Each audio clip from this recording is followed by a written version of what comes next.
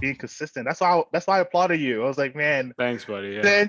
since when you started when, like earlier, like this year? I Last think week, last last week of December, we had our December. first Yes, podcast. Yeah. exactly.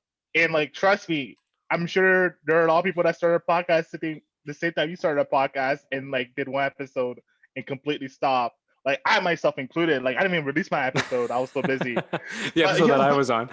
yeah. The world Man, needs to but see. Release the cut.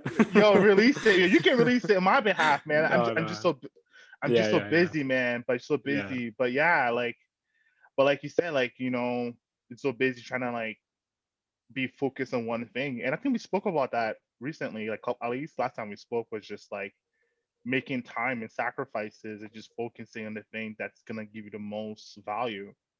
People don't get Yeah, that.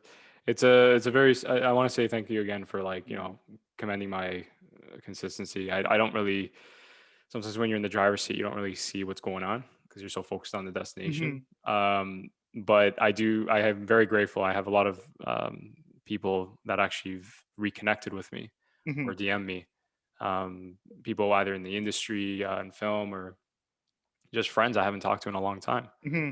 and they just like one person DM me and was like, I really enjoyed your podcast about the artist journey and I related to it. I had no Mm-hmm. idea who this person was.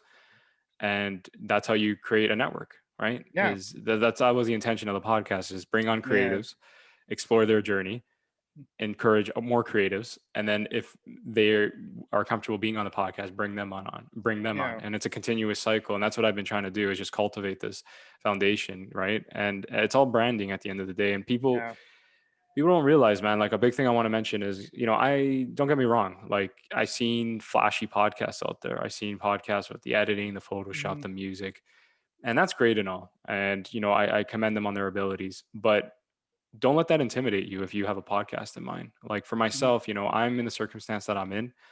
You're in Ottawa, I'm in Toronto. So even if I wanted to have you in person, I couldn't, or Mm-hmm. it would be very challenging. I'll probably get you like once every 6 months, a year if I'm lucky. Mm-hmm. So what it is that I was saying to a previous guest, I enjoy the Zoom call. It gets the job done, Mm-hmm. gets the message across. People Yeah. don't really need fancy editing. At the end of the day, Yeah. man, they want to hear what you have to say. Yeah. You know what I mean? Like they don't want it. They don't want to hear Yeah. like Drake's music in the background while you're Yeah. talking. You know what I mean, man? They want to hear like from the heart. Like, what do you believe in, and what Yeah. does Christian believe in, and is there a little bit of a friction, right? So Yeah. I just want to like throw that out there because I think a lot of creatives struggle with that courage and Man. that push, man. Like I always told you from day one, brother, show up. Yeah. That's the Yeah. that's the hardest part, That's is the showing hardest up. part. Yo. People don't get that.